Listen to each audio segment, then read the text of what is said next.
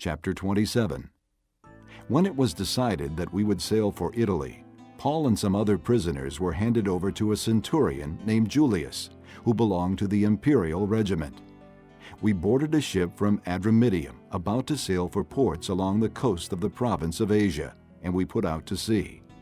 Aristarchus, a Macedonian from Thessalonica, was with us. The next day we landed at Sidon, and Julius, in kindness to Paul, allowed him to go to his friends so they might provide for his needs. From there we put out to sea again and passed to the lee of Cyprus because the winds were against us. When we had sailed across the open sea off the coast of Cilicia and Pamphylia, we landed at Myra in Lycia. There the centurion found an Alexandrian ship sailing for Italy and put us on board. We made slow headway for many days and had difficulty arriving off Cnidus. When the wind did not allow us to hold our course, we sailed to the lee of Crete, opposite Salmone. We moved along the coast with difficulty and came to a place called Fair Havens, near the town of Lucia. Much time had been lost, and sailing had already become dangerous because by now it was after the fast. So Paul warned them. "Men, I can see that our voyage is going to be disastrous and bring great loss to ship and cargo, and to our own lives also." But the centurion, instead of listening to what Paul said, followed the advice of the pilot and of the owner of the ship. Since the harbor was unsuitable to winter in, the majority decided that we should sail on, hoping to reach Phoenix and winter there. This was a harbor in Crete, facing both southwest and northwest. When a gentle south wind began to blow, they thought they had obtained what they wanted. So they weighed anchor and sailed along the shore of Crete. Before very long, a wind of hurricane force called the Northeaster swept down from the island. The ship was caught by the storm and could not head into the wind, so we gave way to it and were driven along.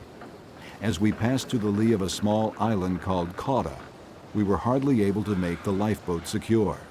When the men had hoisted it aboard, they passed ropes under the ship itself to hold it together. Fearing that they would run aground on the sandbars of Syrtis, they lowered the sea anchor and let the ship be driven along. We took such a violent battering from the storm that the next day they began to throw the cargo overboard. On the third day, they threw the ship's tackle overboard with their own hands. When neither sun nor stars appeared for many days and the storm continued raging, we finally gave up all hope of being saved. After the men had gone a long time without food, Paul stood up before them and said, "Men, you should have taken my advice not to sail from Crete. Then you would have spared yourselves this damage and loss. But now I urge you to keep up your courage, because not one of you will be lost. Only the ship will be destroyed. Last night, an angel of the God whose I am and whom I serve stood beside me and said, 'Do not be afraid, Paul. You must stand trial before Caesar, and God has graciously given you the lives of all who sail with you.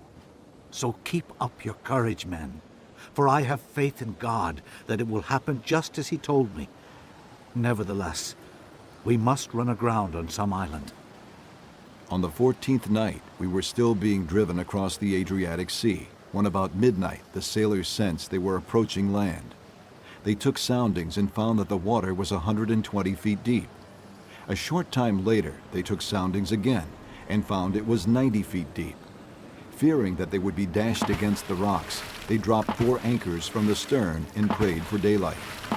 In an attempt to escape from the ship, the sailors let the lifeboat down into the sea, pretending they were going to lower some anchors from the bow.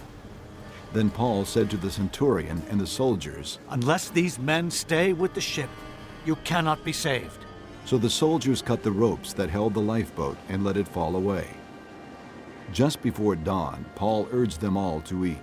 "For the last 14 days, He said, you have been in constant suspense and have gone without food. You haven't eaten anything. Now I urge you to take some food. You need it to survive. Not one of you will lose a single hair from his head." After he said this, he took some bread and gave thanks to God in front of them all. Then he broke it and began to eat. They were all encouraged and ate some food themselves. Altogether, there were 276 of us on board. When they had eaten as much as they wanted, they lightened the ship by throwing the grain into the sea. When daylight came, they did not recognize the land, but they saw a bay with a sandy beach, where they decided to run the ship aground if they could. Cutting loose the anchors, they left them in the sea and at the same time untied the ropes that held the rudders. Then they hoisted the foresail to the wind and made for the beach. But the ship struck a sandbar and ran aground. The bow stuck fast and would not move, and the stern was broken to pieces by the pounding of the surf. The soldiers planned to kill the prisoners to prevent any of them from swimming away and escaping.